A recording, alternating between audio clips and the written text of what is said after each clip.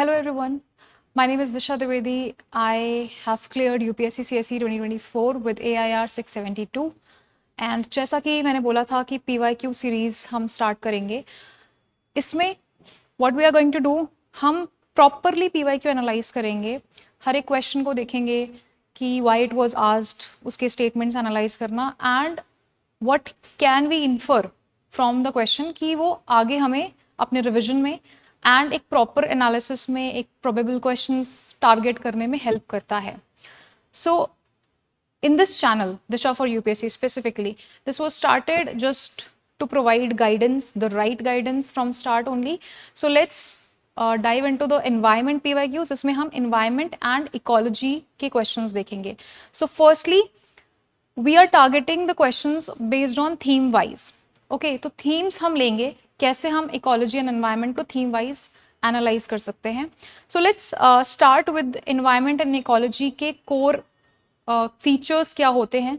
सबसे पहले इसमें क्वेश्चंस कैसे डिवाइडेड होते हैं, कौन से ओवरलैपिंग सब्जेक्ट्स होते हैं, जैसे ज्योग्राफी जहाँ पे आप मैपिंग सेक्शन देखते हैं.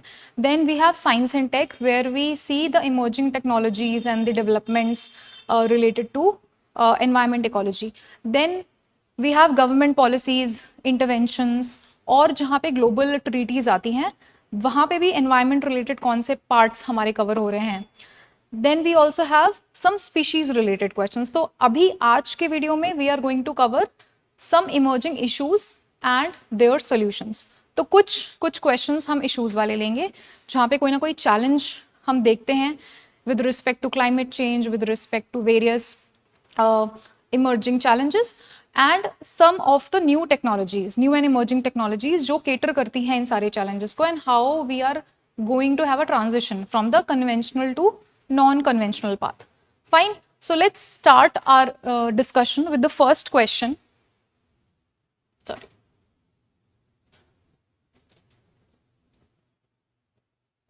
So this is our first question.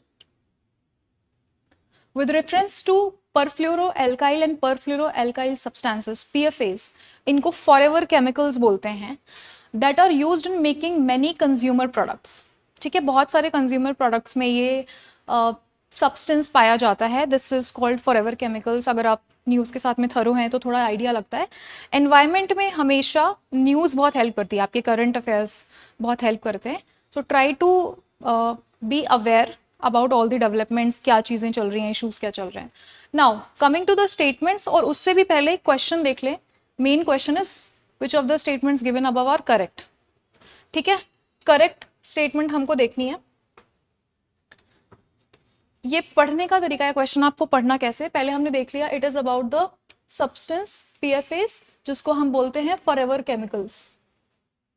ठीक है, और इनके रिगार्डिंग हमारे पास स्टेटमेंट्स हैं. ये सब्सटेंस बहुत सारे कंज्यूमर प्रोडक्ट्स में यूज होता है. तो पहले खुद से आप वीडियो पॉज करके इस क्वेश्चन को सॉल्व करने का ट्राई करो कि कैसे आप आंसर तक पहुंच पा रहे हो. स्टेटमेंट्स पढ़ के कुछ आइडिया है या नहीं है. ठीक है, सो फर्स्ट स्टेटमेंट मैं अब स्टार्ट कर रही हूँ.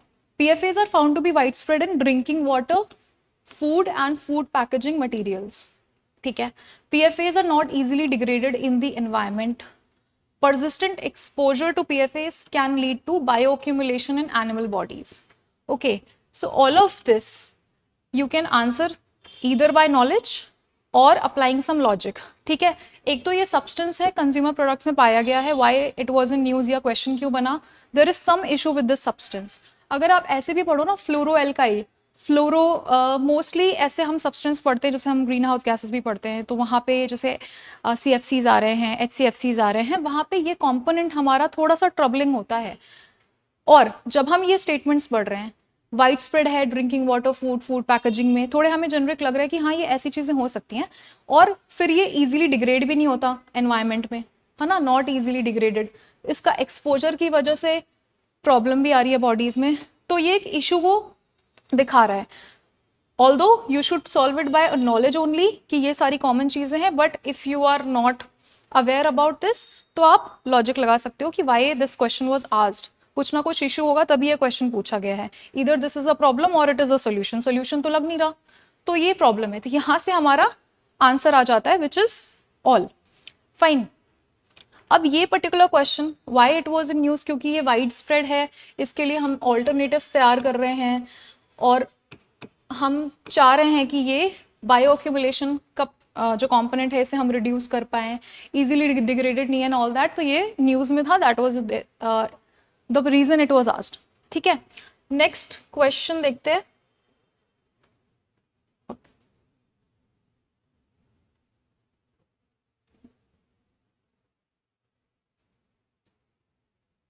Okay, so this particular question, in the making of how many of the above are hydrofluorocarbons used? Hydrofluorocarbons यानी कि HFCs, इनके बारे में हम कहाँ पढ़ते हैं? हम पूरा जो किगाली अमेंडमेंट के बारे में प्रॉपर पढ़ते हैं। So when we talk about Montreal protocol, किसके लिए साइन हुआ था? मतलब ये जो मैं डिस्कस कर रही हूँ यहाँ पे, ये ब्रेनस्टॉर्मिंग हमारे दिमाग में होनी चाहिए जब भी हम PYQs एनालाइज कर रहे हैं, specially when we have gone through the syllabus at least once, या फिर वहीं भी गए हैं तो भी आपको सोचना है कि HFCs क्यों न्यूज़ में रहे होंगे, राइट? कुछ ना कुछ था न्यूज़ में तभी ये क्वेश्चन आया। ओके, सो मॉन्ट्रियल प्रोटोकॉल में हमने पढ़ा था ओजोन डिप्लीटिंग सब्सटेंसेस के बारे में, और इसके रिगार्डिंग ये प्रोटोकॉल में हमें था कि एक हमें फेज आउट करना है ना? इंडिया ने सक्सेसफुली कर भी लिया है ओजोन डिप्लीटिंग सब्सटेंसेस को। और यहाँ पे क्या टारगेट्स थे? ये थे CFCs एंड HCFCs।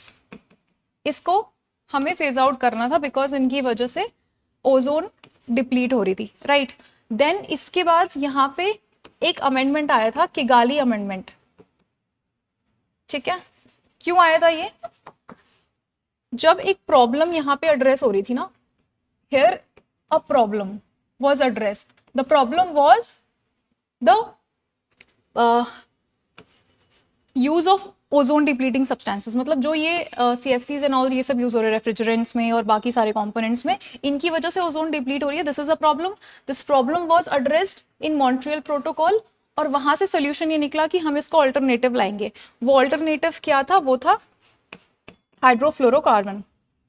ठीक है, HFCs उसका सोल्यूशन था, बट इस सोल्यूशन से एक और प्रॉब्लम क्रिएट हो गई।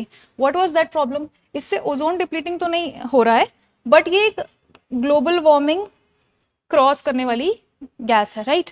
तो ग्लोबल वार्मिंग पोटेंशियल इसका ज्यादा है, और इस प्रॉब्लम को देन सॉल्व करने के लिए there was this amendment, Kigali amendment to Montreal protocol. ये अमेंडमेंट के बाद हमें इसे, कोई भी अमेंडमेंट होती है ना, so there is a process proper. सबसे पहले एक बेसिक हम देख लेते हैं। सबसे पहले देयर इज नेगोशिएशन। ठीक है, कोई भी ट्रीटी होती है तो ट्रीटी का प्रोसेस क्या होता है?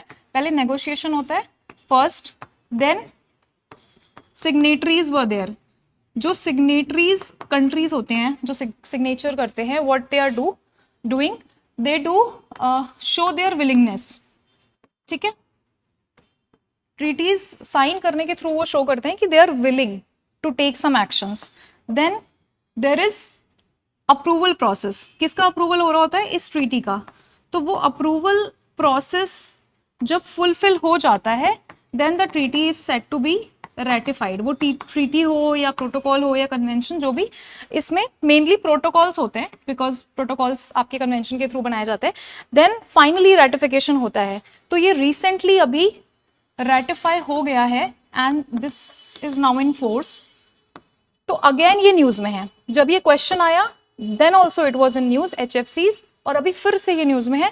That's why it is all the more important to know about this. तो अब ये क्वेश्चन देखो आप कि इन द मेकिंग वाले प्रोसेस में, ठीक है, बनाने के प्रोसेस में, ये भी प्रोसेस है अगेन, इसमें HFC यूज हो रहा है। ठीक है, तो व्हाट इज दिस HFC? इसके बारे में भी एक बेसिक, हमें बेसिक जानकारी होनी चाहिए that this HFC is a synthetic gas. ठीक है, सिंथेटिक गैस है HFC। कहाँ यूज होती है? मेनली रेफ्रिजरेंट्स में यूज होते हैं, और प्रोपेलेंट्स में यूज होते हैं, ब्लोइंग एजेंट्स में यूज होते हैं। तो ये बेसिक जानकारी आपको होनी चाहिए। ठीक है, ब्लोइंग एजेंट्स। सबसे इंपॉर्टेंट था कि ये सिंथेटिक गैस है, फाइन, और इसको अभी हम रिप्लेस कर रहे हैं नेचुरल सब्सटेंसेस से। तो हमारे पास में नेचुरल चीजें जो लेकर आ रहे हैं, जैसे लाइक आइसोब्यूटेन, यहाँ पे आपका एक R600A करके गवर्नमेंट ने प्रमोट किया है। फिर आपके पास में CO2 एंड हाइड्रोकार्बन्स तो हैं ही, और फर्दर आप क्वेश्चन देखो, आप एक तो एरोसोल बोला है कि इसमें यूज होता है या नहीं, foam agents, fire retardants and lubricants. तो if you see the properties, ये जो फंक्शंस है ना, एरोसोल्स स्प्रेज में यूज होते हैं, फोम एजेंट्स में भी आप जब स्प्रे काइंड ऑफ में यूज कर रहे हो, गैसेस यूज है यहाँ पे, ब्लोइंग एजेंट्स हमने देखे ही थे, है ना यहाँ पे। Then fire retardants, here again वो यूज फंक्शनैलिटी सेम है, तो ये सिमिलर है। बट ल्यूब्रिकेंट्स यहाँ पे कैसे ऑयल बेस्ड होते हैं, है ना, तो इनकी मेकिंग में तो यूज नहीं होता होगा ना, मेकिंग में HFC कैसे यूज होगा, इसके साथ में यूज हो सकता है। So there is a difference between compatibility and complementarity, ठीक है, इसको कॉम्प्लीमेंट कर सकता है, साथ में यूज हो सकता है बेटर फंक्शनिंग के लिए, ठीक है, बट इसकी मेकिंग में नहीं यूज होता। Okay, so understand the functional difference, ठीक है, फंक्शनल डिफरेंस की वजह से ये वाला ऑप्शन रूल आउट हो गया, एंड नाउ हमारे पास में ओनली 3 हमारा करेक्ट आंसर हो गया, ठीक है, फाइन। तो हमने क्या देखा कि HFCs न्यूज में क्यों थे, ये क्वेश्चन जब पूछा है तो इसका कॉन्टेक्स्ट देख लिया हमने, और इसके बेसिक्स देख लिए, और अभी रिसेंट में जो किगाली अमेंडमेंट रेटिफाई हुआ है एंड फोर्स में आया है, वो भी हमने देख लिया उस कॉन्टेक्स्ट को, फाइन। आगे अब फर्दर क्या चीजें यूज हो रही हैं, HFOs को प्रमोट कर रहे हैं, वो देखना है। किगाली वाले साइड में भी इंडिया की क्या टारगेट्स हैं, for example the freezing year इस 2028, तो अपने बेसिक्स को रिवाइज करना है। 2028 से इंडिया स्टार्ट कर रहा है अपना फ्रीजिंग ईयर, क्यों कर रहा है लेट में, एक्चुअली तो ये 2019 से डेवलप्ड कंट्रीज ने स्टार्ट कर दिया था, but India being a developing country and using the common but differentiated responsibility, जो CBDR मैकेनिज्म है, ठीक है, उसको यूज करते हुए 28 से स्टार्ट कर रहे हैं, फेज डाउन मैनर में कम करेंगे, and the target is to reduce it by 85%, और कब तक, 2047, ठीक है। तो ये सारा कॉन्टेक्स्ट आपको याद रखना है। नाउ द नेक्स्ट क्वेश्चन, ठीक है, एक हमने PFAs देख लिए और HFCs देख लिए। Now next is WHO air quality. WHO air quality guidelines, again ये कॉन्टेक्स्ट क्यों आया, क्योंकि ये न्यूज में था, अगेन इट वाज अराउंड अक्टूबर या सितंबर, ऐसा कुछ टाइम था, तब आया था, और नेक्स्ट फिर प्रीलिम्स में आ गया था, तो लास्ट 6 मंथ तो वैसे भी आपके बहुत ज्यादा इंपॉर्टेंट जाते हैं। नाउ द स्टेटमेंट्स आर 4, और क्वेश्चन ने पूछा है करेक्ट कौन सी है, फाइन। तो एयर क्वालिटी को लेकर के अगेन अभी के लिए आपने क्या क्या पढ़ा होगा, एयर क्वालिटी इंडेक्स पढ़ी होगी, है ना, कौन सी सिटी इंडिया में नंबर 1 पे है जो मोस्ट पोल्यूटेड है, जैसे वो असम की है, अब आप मुझे बताओ उसका नाम क्या है, ठीक है। देन इसी के रिगार्डिंग, एयर क्वालिटी रिगार्डिंग हमारे पास क्या मैकेनिज्म है, रूल्स क्या है, कौन सी बॉडी है जो मॉनिटर करती है, वो सारे एक बार आपने ब्रेनस्टॉर्म कर लेना है एयर क्वालिटी को लेकर के। अब गाइडलाइंस पे आते हैं, ये ना question is around PM 2.5 and PM 10, mainly इसके अराउंड है, तो आपको एक बारी PM 2.5 की पार्टिकुलेट मैटर और 10 इनके बारे में बेसिक्स पता होने चाहिए कि किस लिए ये हार्मफुल हैं, इनकी क्या रेंजेस होती हैं, क्योंकि WHO ने निकाले भी हैं एक प्रॉपर 15 ईयर्स बाद निकाले थे आई गेस, तो ऑल द मोर इम्पॉर्टेंट हो जाते हैं अगर कोई ऐसी डेवलपमेंट आती है। इसमें PM 2.5, PM 10 और बाकी NO2 वगैरह के लिए भी निकाले थे सारे प्रॉपर गाइडलाइंस की कितने लेवल होना चाहिए। तो 2 टाइम पे आया था ये, 2 इंपॉर्टेंट चीजें थी, एक तो ये 24 आवर का मीन निकाला था एंड एनुअल मीन निकाला था, फाइन। अब हम स्टेटमेंट्स देख लेते हैं एक बारी, ठीक है। Statement is first, the 24 hour mean of PM 2.5, ये जो आपका पोल्यूटेंट है, इसका 24 hour mean should not exceed 15 microgram per metre cube and annual mean कितना है, एनुअल मीन इसका should not exceed 5 microgram per metre cube. ये रिवाइज्ड गाइडलाइंस जो दी थी WHO ने ये था। अब इधर यू नो दिस फैक्ट, ठीक है, ये फैक्ट है, आपको ये फैक्ट या तो पता होना चाहिए या फिर आप अभी और स्टेटमेंट्स देख के थोड़ा सा डिसाइड कर सकते हो कि किस तरह से जाना है। Now next is in a year the highest levels of ozone pollution occur during the periods of inclement weather. Now you must be thinking ये inclement weather क्या होता है? inclement weather थोड़ा मतलब extreme weather जब होता है उस टाइम पे ये कह रहे हैं कि उस टाइम पे ओजोन पोल्यूशन हाईएस्ट लेवल पे होता है। जेनरिक सा स्टेटमेंट जिसके बारे में भी आपको कुछ कह नहीं सकते, है ना। PM10 can penetrate the lung barrier and enter the blood stream. बहुत ही extreme plus again a fact, ठीक है। तो ये दो फैक्ट आ गए आपके क्वेश्चन में, इनमें से एक फैक्ट आपने पता होना चाहिए एटलीस्ट, तभी आप आंसर तक पहुंच सकते हो। Now fourth is excessive ozone in the air can trigger asthma. ये मतलब जेनरिक प्लस वैसा है कि हाँ हो ही सकता है, ऑब्वियसली इसको आप डिनाई नहीं कर सकते, यू कांट डिनाई तो कर नहीं सकते इसको, तो ये होगा ही। अब हम फैक्ट्स पे आते हैं। सो knowledge wise you should know, ये वाला डेटा आपको पता होना चाहिए था अगर आप थरो हैं करंट अफेयर्स के साथ में, ठीक है। But if you don't know तो भी ये पर्टिकुलर फैक्ट आपको पता होना चाहिए था कि PM 2.5 के लिए आता है। अभी रिसेंट में फिर आया है ये न्यूज में कि PM 2.5 पे ज्यादा फोकस होना चाहिए। जो गाइडलाइंस है हमारे पास they are too PM10 centric, PM10 centric है, but the real problem is कि PM 2.5 जो है वो ब्लड स्ट्रीम में एंटर हो सकता है डायरेक्टली, ये एक फैक्ट है, ठीक है। ब्लड स्ट्रीम में ये एंटर हो सकता है, दिस इज अ फैक्ट। तो अगर आपको ये पता था, यहाँ से थर्ड गलत हो जाता है। दो फैक्ट्स हैं तो एक फैक्ट सही होने की प्रोबेबिलिटी ज्यादा होती है। अब ये गलत है तो प्रोबेबली ये ठीक होगा। अभी 3 हटा दो आप, 3 हटा देंगे तो हमारे पास बचा ये। अब यहीं से पता चल रहा है कि 1 तो सही है। अगर आपको नहीं भी पता था तो भी आपको पता चल रहा है कि 1 तो ठीक है भाई। अब 2 एंड 4 में आपको डिसाइड करना है कि कौन सा सही हो सकता है। सो अभी जैसे हमने देखा था ये फोर्थ वाला आराम से सही हो सकता है, इसमें कोई गलती आप ढूंढ नहीं सकते। एक्सेसिव ओजोन है एयर में, दैट कैन ट्रिगर अस्थमा, ठीक है, हो सकता है, बिल्कुल हो सकता है। So we will go with this option और ये हमारा सही है आंसर, ठीक है। तो अगर आपको नॉलेज है तो भी आप कर सकते हैं सॉल्व, लॉजिक वाइज भी आप सॉल्व कर सकते हो, बट हाँ again logic has to be backed by knowledge. तो ये वाली नॉलेज तो एटलीस्ट आपको होनी चाहिए थी। अब ये स्टैटिक का पार्ट है क्योंकि ये बहुत टाइम से हम जब पढ़ते हैं पार्टिकुलेट मैटर्स के बारे में, पोल्यूटेंट्स के बारे में, तो स्टैटिक में ये कवर होता है। नहीं हो रहा that means there is some source issue with your notes और जहां से आप रेफर कर रहे हो, पढ़ रहे हो, ठीक है। Now the next question,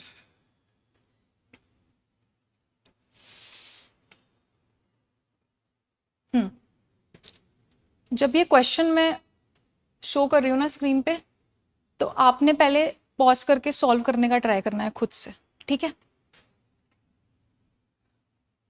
now this particular question deals with polyethylene terephthalate, PET कहते हैं हम शॉर्ट में, ठीक है। The use of which is so wide spread in our daily lifes. आपने नोटिस किया ये डेली लाइफ्स में जैसे हमें चीजें अफेक्ट कर रही है उस पर ज्यादा क्वेश्चन बनाता है यूपीएससी। इसके पहले आया था कंज्यूमर प्रोडक्ट्स में बहुत ज्यादा यूज हो रहा है ना, वो सब्सटेंस पर फ्लोरोएल्काइल्स कंज्यूमर प्रोडक्ट्स में बहुत ज्यादा यूज हो रहा है, तो वो food water packaging and all में काफी यूज होता है एंड डिग्रेड नहीं होता आसानी से, इसी वजह से वो न्यूज में रहता है। अभी ये जो पेट है ये भी वाइड स्प्रेड यूज हो रहा है। पेट आपको पता है इससे क्या बनते हैं, बॉटल्स, ठीक है। सबसे ज्यादा तो बॉटल्स ही होते हैं, बाकी पैकेजिंग मटेरियल वगैरह में यूज होता है ये प्लास्टिक है ना।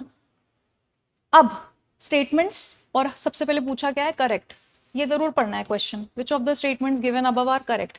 अब स्टेटमेंट्स देख लेते हैं। इट्स फाइबर्स, जो पेट के फाइबर्स हैं, they can be blended with wool and cotton fibres to reinforce their properties. मतलब वूल के साथ में, कॉटन के साथ में इनको ब्लेंड कर सकते हैं ना, फाइबर जैसे मिक्स करके हम बनाते हैं। बहुत सारे टेक्सटाइल में हम देखते हैं कि कॉटन 95%, इलास्टेन 5%, है ना, स्पैंडेक्स वाले और ऐसे। तो अब इसे ब्लेंड करके वो कह रहे हैं कि हम ब्लेंड कर सकते हैं टू रीइंफोर्स देयर प्रॉपर्टीज। वूल और कॉटन ऑब्वियसली ब्लेंड कर रहे हैं तो उनकी प्रॉपर्टी रीइंफोर्स होगी। So this is correct by logic, है ना। Now containers made of it can be use to store any alcoholic beverage. अब एक तो एक्सट्रीम वर्ड आया है यहाँ पे, एनी अल्कोहलिक बेवरेज। अब अल्कोहलिक बेवरेज बहुत सारे हो सकते हैं आपके, अल्कोहल तो है ही है, डिफरेंट टाइप ऑफ बेवरेजेस हैं। इनफैक्ट कुछ ड्रग्स में भी होता है अल्कोहल परसेंट, आप होम्योपैथिक मेडिसिन में भी देखोगे तो कितना परसेंट उसमें अल्कोहल यूज होता है।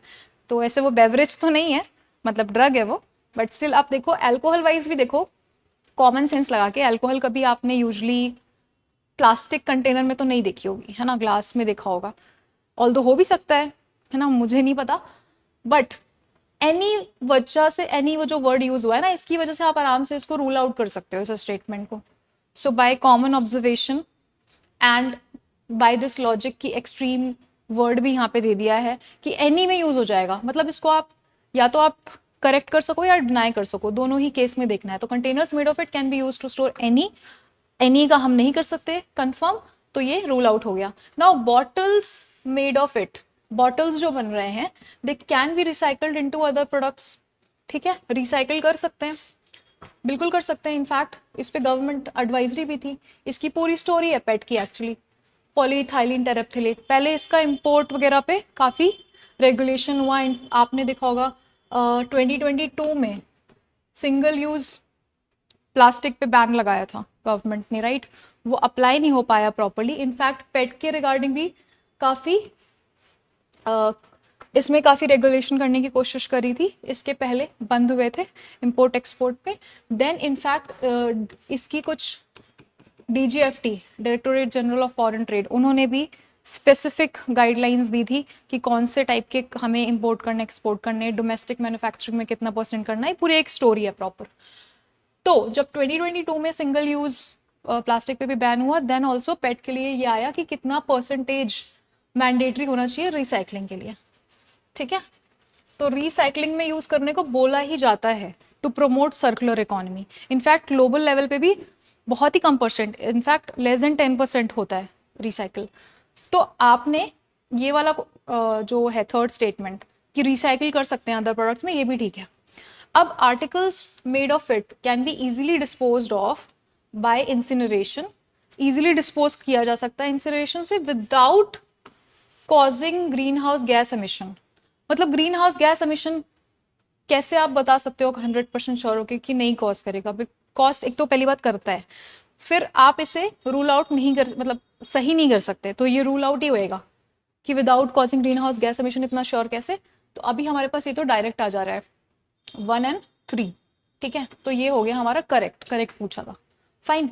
तो पेट के regarding this is again your homework कि अगर आपको जानना है full story then Google it. Basic मैं भी गूगल ही करती थी, अगर मुझे कोई पर्टिकुलर चीज़ के बारे में नहीं पता कि लास्ट 2-3 ईयर्स में क्या डेवलपमेंट्स हुए हैं, किस लिए, क्या कॉन्टेक्स्ट था, जस्ट गूगल इट, नाम लिखा, last 2-3 years and then done. Now next question, chemical fertilisers पे क्वेश्चन है। ठीक है, केमिकल फर्टिलाइजर्स पे अगेन स्टेटमेंट्स हैं और करेक्ट पूछा है। At present the retail price of chemical fertilisers is market driven and not administered by the government. ठीक है, ये क्वेश्चन होमवर्क दे दूं क्या? नहीं, चलो तो कर लेते हैं, कोई नहीं।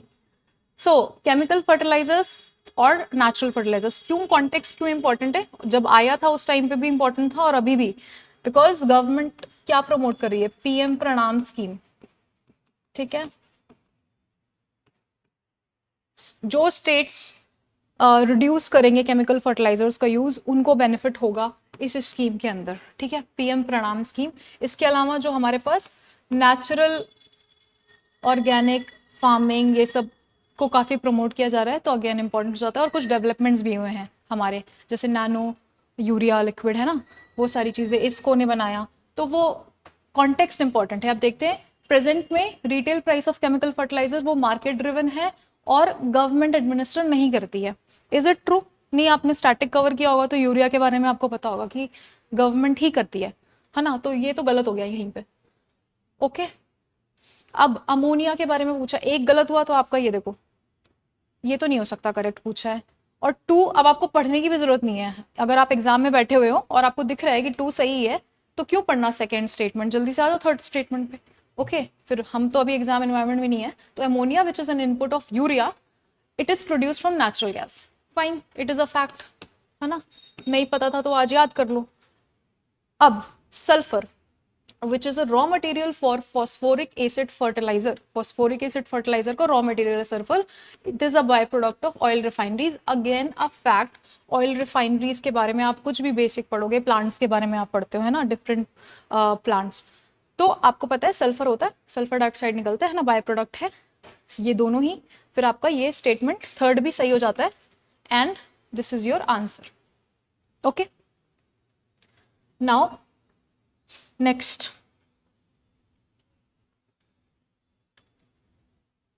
अब हमने इश्यूज तो देखे थे, अच्छा एक और है, ठीक है, इसके बाद फिर हम सॉल्यूशंस पे देखेंगे। अगेन ये पोल्यूशन पे क्वेश्चन है,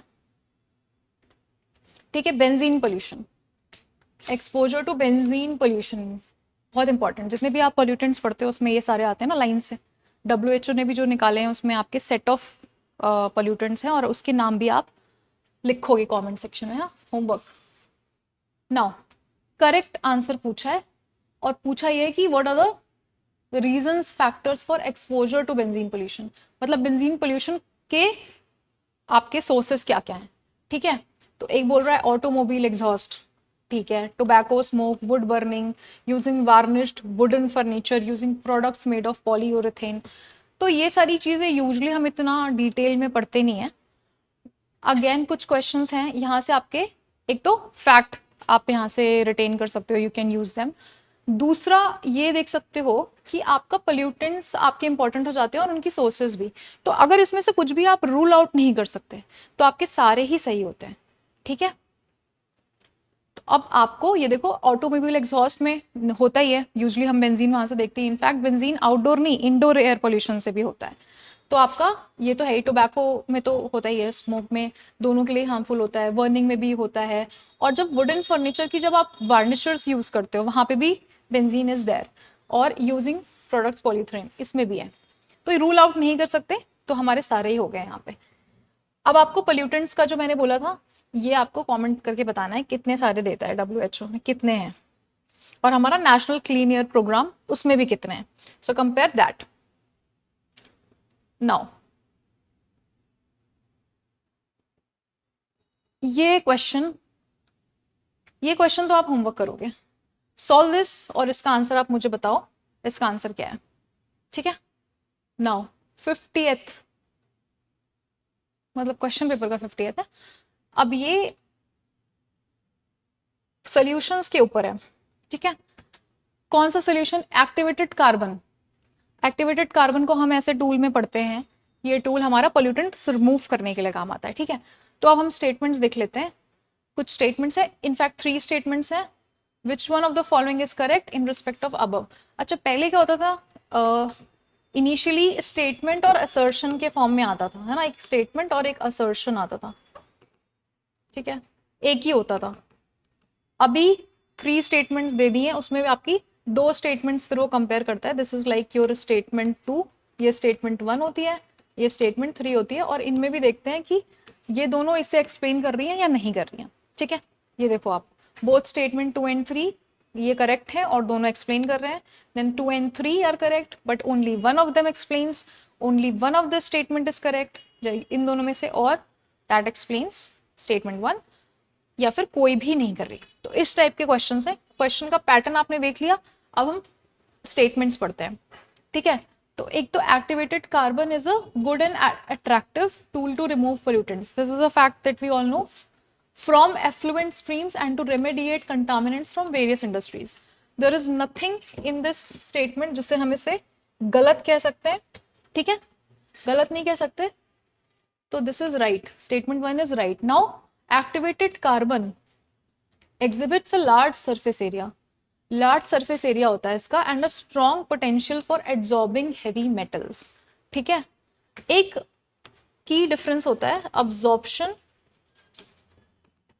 और एड्सॉर्प्शन में, ठीक है, केमिस्ट्री में पढ़ते हैं, क्या डिफरेंस होता है, tell me in the comments, है ना, थोड़ा सा एंगेजिंग रखेंगे, इंटरेक्टिव सेशन होना चाहिए, ऐसा नहीं कि मैं ही सारी चीजें बोल रही हूँ यहाँ पे।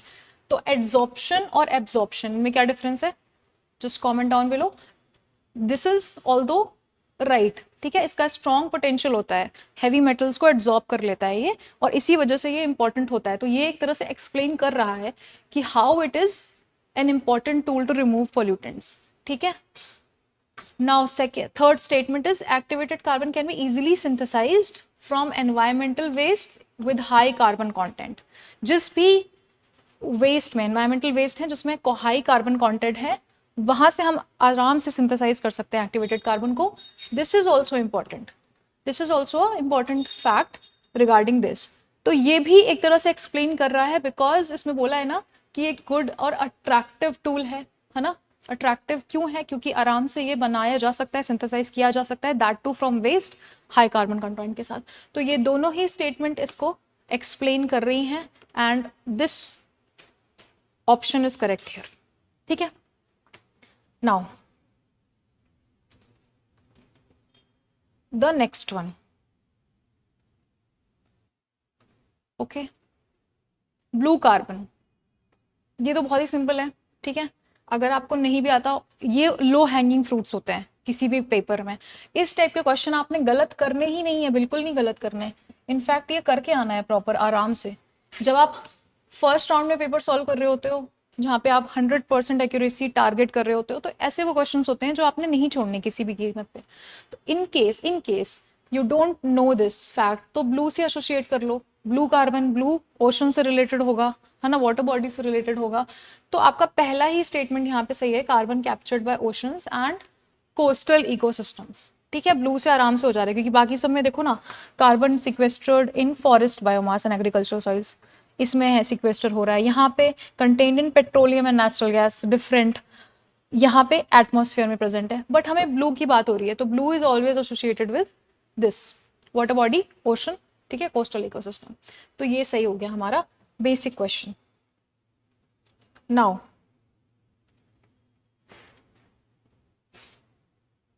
another solution,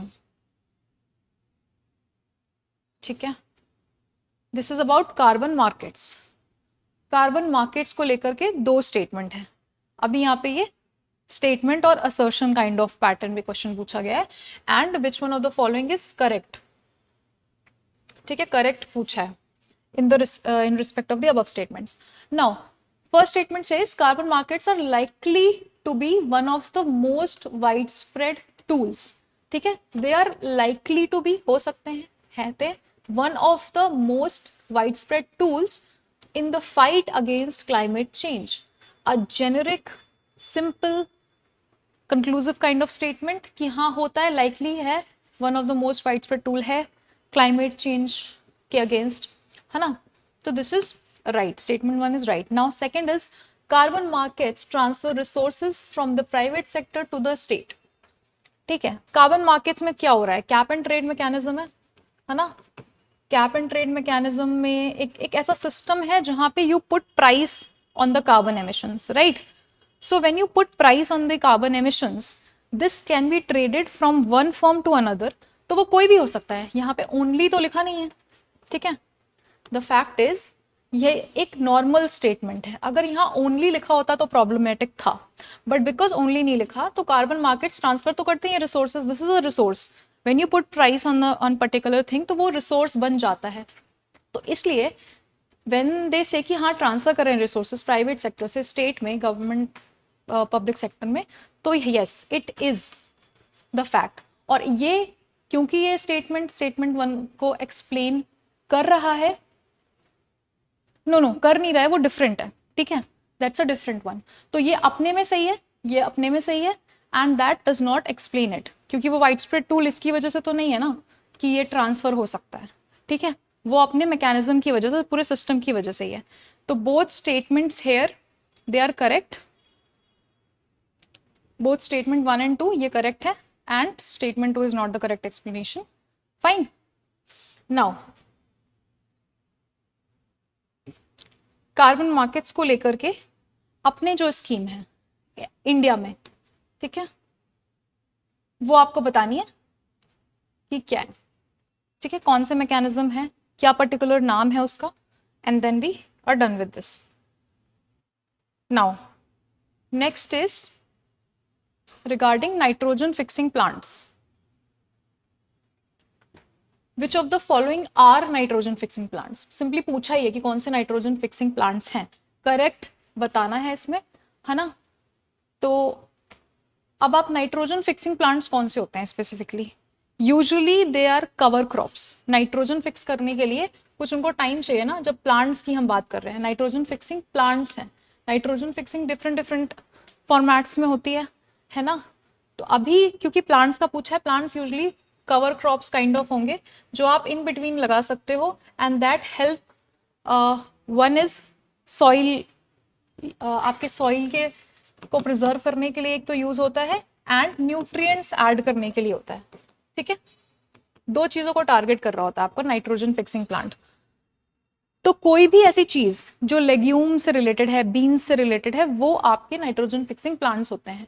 तो यहाँ पे अगर आप ये देखते हो अपने ऑप्शंस ढेर सारे हैं, अगर इसमें से हमें ट्राई करना है एलिमिनेट कर पाए हम कोई भी स्टेटमेंट, कोई अपना यहाँ पे, तो इसमें अगर आप देखो अल्फाल्फा, amaranth, chickpea, clover, purslane, spinach. ठीक है, अल्फाल्फा तो यूजुअली हम पढ़ते भी हैं, ऑल्दो हमें यहाँ पे जो हमें आता है वो नहीं देखना है, जो हम हटा सकते हैं. For example this spinach is a green leafy vegetable, ये नहीं यूज होती है एज अ कवर क्रॉप, तो इसको हम हटा सकते हैं.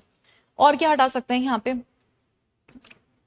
ये भी नहीं यूज होता है ना, इसमें भी नहीं है, ये भी, ऑल्दो मेरे को क्योंकि ये नॉलेज हो गई है तो मैं कह रही हूँ, बट सिंपली अगर आप देखो ऑप्शंस में, अगर आप ये सिर्फ और सिर्फ स्पिनच जो कॉमन है, मे बी आपको अमरंथ नहीं पता, मे बी आपको पर्सली नहीं पता, बट स्पिनच एवरीबडी नोज.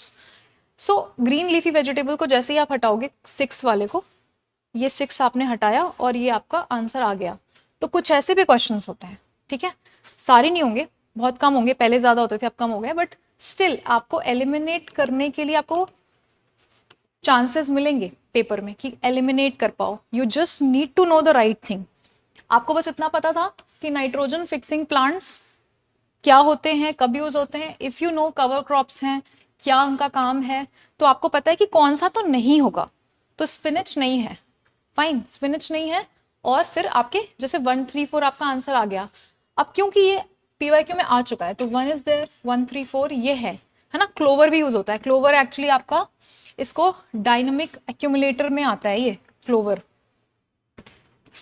अभी यहां से क्वेश्चन बन सकता है. तो अब क्योंकि ये इस पे पीवाईक्यू, मतलब ये पीवाईक्यू हो गया, अब ये आपका प्रिपेयर होना चाहिए, यहां से कुछ आता है तो गलत ना हो. ये क्लोवर अगर मैं बोलूं तो डायनामिक एक्यूमुलेटर क्या होते हैं, इनकी जो रूट्स होते हैं वो बहुत डीप जाते हैं, सॉइल में बहुत डीप जाते हैं, और ये वहां से न्यूट्रिएंट्स लेकर के पहुंचाते हैं. ठीक है, तो न्यूट्रिएंट्स को कैरी कर पाते हैं ये बहुत अच्छे से डीप डाउन जा करके. तो ऐसे प्लांट्स को हम कहते हैं डायनामिक एक्यूमुलेटर. ठीक है, क्लोवर इज अंडर दैट, ये याद रखना है. अमरंथ के बारे में आप पढ़ो, है ना, ये क्या है, ये सारी चीजें आपके अब स्टैटिक का पार्ट हो गई. Okay, so prepare these well. Now next is the Miyawaki method is well known for. ये कब आया, ये एक्चुअली जिसने न्यूज नहीं पढ़ी होगी वो इसको आंसर नहीं कर पाएगा. Usually some people can take guess, and if they are lucky they can be right, but by knowledge and by logic you cannot solve this question if you do not have a true fact in your mind कि Miyawaki method होता क्या है. Simply कोई भी logic लगा के आप नहीं पहुंच सकते. तो Miyawaki method it was in news, why so, because urban forestry का पार्ट है, creation of mini forest in urban areas, ये न्यूज में था.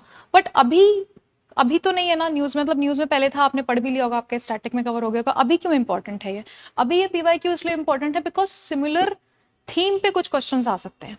क्या सिमिलर थीम है, वो आपकी अर्बन फॉरेस्ट्री हो गया. ठीक है, अब आ सकता है वाटर मैनेजमेंट पे. ठीक है, वाटर मैनेजमेंट हो गया, एयर क्वालिटी हो गया, एयर प्योरीफायर्स पे क्वेश्चन आ सकता है. ठीक है, एयर प्योरीफायर्स पे क्वेश्चन आया भी हुआ है यूपीएससी के दूसरे एग्जाम्स में. तो इनके अकॉर्डिंग अगर आप देखो, now there can be a question on permeable pavements, permeable pavements कैसे होते हैं, जहां पे ये एक स्पॉन्ज सिटी का कॉन्सेप्ट है, अर्बन एरियाज में आप यूज करते हो। तो basically you target here two things, एक तो आप जो फ्लडिंग है, अर्बन फ्लडिंग, उसको एड्रेस करते हो, अर्बन फ्लडिंग आपकी एड्रेस हो रही है। दूसरी आपकी एड्रेस हो रही है जो ग्राउंड वाटर लेवल्स हैं, ग्राउंड वाटर डिप्लीशन को एड्रेस कर रहे हो आप, है ना। तो in a way you are harvesting water through using these technologies. तो परमिएबल पेवमेंट्स, या इस पे सबसे इंपॉर्टेंट है बायोस्वेल, बायोस्वेल पे क्वेश्चन आ सकता है। बायोस्वेल्स क्या होते हैं, अभी आपका कंक्रीट पूरा पाथ होता है ना रोड पे, तो अर्बन एरियाज में what is the use of bioswale, की आपकी ये रोड है, ठीक है, बीच में ये जो बैरियर है, इसमें ऐसा स्ट्रक्चर बना दें हम नेचुरल, जहाँ पे आपका पानी परकोलेट हो सके, जब रनिंग वाटर है ना, जो रन ऑफ वाटर है वो यहाँ पे आए और यहीं पे फिल्ट्रेशन होके ये पानी फिर ग्राउंड वाटर भी एड्रेस कर दे। तो देखा आपने, अर्बन फ्लडिंग भी एड्रेस हो रही है, ग्राउंड वाटर डिप्लीशन भी एड्रेस हो रहा है, तो ये इंपॉर्टेंट है। ये सब इमर्जिंग सोल्यूशंस हैं हमारे प्रॉब्लम्स का, तो इस पे क्वेश्चन आ सकता है, बी रेडी फॉर दैट। अब आपने यहाँ पीछे क्वेश्चन देखा, पास्ट क्वेश्चन, और यहाँ से आपको एक फ्यूचर डायरेक्टिव मिल रहा है कि यूपीएससी इस पे क्वेश्चन पूछ सकता है। Getting it now? Next type of question is this, जैसे अभी हमने देखा था ना, नेचुरल फार्मिंग को प्रमोट करिए गवर्नमेंट, है ना, नेचुरल फार्मिंग को। तो permaculture farming is one such farming, और इस पे क्वेश्चन पहले ही आया था, जिस टाइम पे आया था ये मैंने पेपर मतलब अटेम्प्ट किया ही था। तो एक डाउन टू अर्थ मैगजीन है, उससे भी ज्यादा इंपॉर्टेंट डाउन टू अर्थ का यूट्यूब चैनल है। ये लोग बीच बीच में ऐसे डॉक्यूमेंट्रीज कवर करते हैं, कुछ इंपॉर्टेंट हाइलाइट्स कवर करते हैं, ये आपको फॉलो करना चाहिए, मैं भी फॉलो करती थी। इस पे पर्टिकुलरली पर्माकल्चर फार्मिंग पे एक डॉक्यूमेंट्री आई थी, and that was the reason I could solve this question. और कहीं मैंने पढ़ा नहीं था, ऑल्दो शायद पढ़ा हो। तो हम पहले इसे नॉलेज बेसिस पे देख लेते हैं, फिर हम इसे लॉजिक वाइज भी देख लेते हैं, ठीक है। अब इसमें करेक्ट पूछा है सबसे पहले, अब करेक्ट के लिए हम देखेंगे, permaculture farming discourages monocultural practices, but in conventional chemical farming monoculture practices are predominant, ठीक है। एक और चीज, अगर आपको इस टॉपिक के बारे में बिल्कुल आइडिया ही नहीं था, तो क्वेश्चन आप देखो, how is permaculture farming different from conventional chemical farming. So somehow you know कि एक तो कन्वेंशनल केमिकल फार्मिंग है, वो केमिकल बेस्ड है, कन्वेंशनल है, और अभी कोई नया टाइप ऑफ फार्मिंग है, पर्माकल्चर उसको बोल रहे हैं। दिस इज थोड़ा सा डिफरेंट, नेचुरल ओरिएंटेड। अब हम इसे देखते हैं, तो यहाँ पे बोला है कि मोनोकल्चरल प्रैक्टिसेस को ये डिस्करेज करता है, ठीक है, डेफिनेटली करेगा, क्योंकि केमिकल फार्मिंग करता है, केमिकल फार्मिंग करता है ये, तो ये राइट हो गया स्टेटमेंट। फिर आता है conventional chemical farming can cause increase in soil salinity, soil salinity increase कर सकता है, बट जो अक्रेंस ऑफ सच फेनोमेना है, ये हमने पर्माकल्चर फार्मिंग में नहीं ऑब्जर्व किया है। So here some people might see कि नहीं, इसमें हो भी सकता है, नहीं भी हो सकता, पर वो लॉजिक नहीं लगा सकते आप यहाँ पे, क्योंकि हो भी सकता तो क्यों यूज होता। How is it then different, question में ही पूछा है ना, it is different from conventional chemical farming. तो इफ यू इवन, मतलब आपके पास नॉलेज नहीं भी है, then also you can identify कि ये तो नॉर्मल है, ऑब्वियसली ये डिफरेंट है तभी यूज में आया, then this is also right. So by knowledge I know कि ये सही स्टेटमेंट है, और अगर आपको नहीं भी है तो आप आई लॉजिक क्वेश्चन को देखो कि ये क्यों ही पूछेंगे फिर क्वेश्चन में ना, तो आपका ये सही हो गया। Then comes conventional chemical farming is easily possible in semi arid areas. This is a fact जो गलत है, आपको पता है, आपने स्टैटिक में पढ़ा है कि ये तो प्रॉब्लम ही है ना, यही तो प्रॉब्लम है कन्वेंशनल फार्मिंग के साथ में जो केमिकल फार्मिंग है, कि सेमी एरिड रीजन्स में इजीली नहीं हो पाती, ये जो इजीली पॉसिबल है ना, this is wrong and you know that. तो यहाँ पे ये गलत हो गया statement, but permaculture farming is not so easily possible in such regions, बल्कि जस्ट उल्टा है। तो यहाँ पे इंटरचेंज कर दिया है, एक स्टेटमेंट के अंदर के जो वर्ड्स हैं उन्हीं में खेला है। Now practice of mulching is very important in permaculture farming, but not necessarily so, not necessarily so is a common practice, की हाँ नहीं उतना एम्फेसाइज नहीं होता है, although you can, you may not, ठीक है, यू मे नॉट। तो ये भी स्टेटमेंट हमारा सही हो जाता है। तो तीसरा वाला गलत हो रहा है, तो ये देखो आपके पास में कि ये वाला फिर आपका स्टेटमेंट इज राइट, करेक्ट ही पूछा है आपसे। आ गया आंसर। तो नॉलेज वाइज भी आ गया, लॉजिक लगा के भी आ गया। लॉजिक किस बेसिस पे लगा?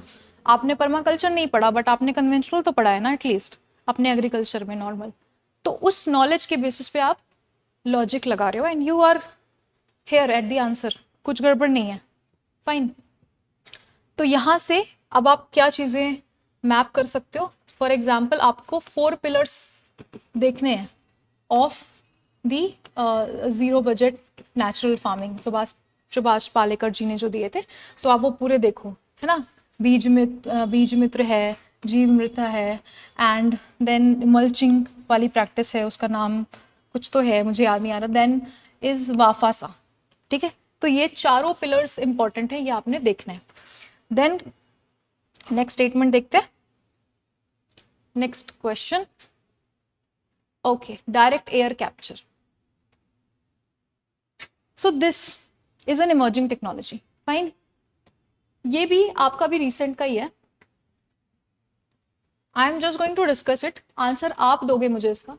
With reference to direct air capture and emerging technology, ठीक है, इमर्जिंग टेक्नोलॉजी है, which of the following statement is are correct? Correct पूछा है, करेक्ट बताना है। It can be used as a way of carbon sequestration, it can be a valuable approach for plastic production and in food processing, in aviation it can be a source of carbon for combining with hydrogen to create synthetic low carbon fuel. Correct statement बतानी है। Again homework, ये आप मुझे बताओगे कि आपने knowledge कैसे use करी, आपने लॉजिक कैसे लगाया और इसका सही आंसर क्या है, फाइन। सो आई बिलीव कि आप PYQs को जब भी एनालाइज कर रहे हो तो आपने हमेशा ये देखना चाहिए कि क्वेश्चन क्या था, ठीक है। व्हाट वाज अ क्वेश्चन, ठीक है, what was that question, why it was asked, ठीक है, कुछ तो रीजन होगा, है ना।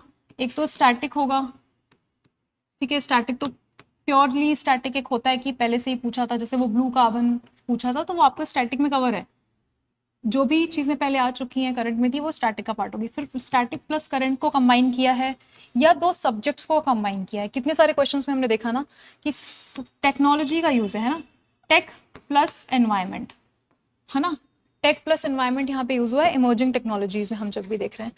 तो what was that question, why it was asked, context आपने देख लिया, ठीक है, उसका कॉन्टेक्स्ट किससे रिलेटेड था, एंड देन ऑप्शंस क्या थे।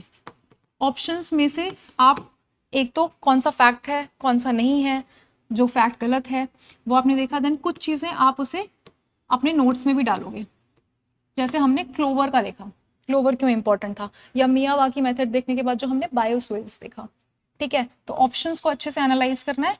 देन जब आप आंसर पे पहुंच रहे हो, try to identify the traps, जैसे हमने एनी वाले देखा ना, एनी एल्कोहलिक बेवरेजेस, वो एनी वहां पे एक्सट्रीम था। या फिर जब हमने फैक्ट्स देखे WHO एयर क्वालिटी गाइडलाइंस वाले में, तो एक फैक्ट सही था और एक फैक्ट गलत था। वो गलत क्यों था, उसके बेसिस पे भी कि अगर हमें बेसिक नॉलेज है उस पर्टिकुलर मैटर की, वहां से हम आइडेंटिफाई कर सकते हैं। तो ये सारी चीज़ों पे, इन सारे पैरामीटर्स में आपने PYQ एनालाइज करना है, चाहे वो कोई भी सब्जेक्ट हो। अभी एक थीम हमने कवर करी है, वील ट्राई कि हम और भी थीम्स इसी तरीके से कवर करें, बट प्लीज़ मेक श्योर कि आप इंगेज कर रहे हो इस वीडियो में। जो भी होमवर्क, जो भी चीज़ें मैंने बोली हैं उसको रिगार्डिंग आपको कमेंट करना है। Try to make it engaging, ताकि मुझे भी इंटरेस्ट आए, मैं भी, और है ना, PYQs आइडेंटिफाई करूँ theme wise and then I discuss it with you guys. So I hope this video was helpful and I hope that I'm delivering it to the best. So let me know in the comments. Till then, bye bye, stay tuned.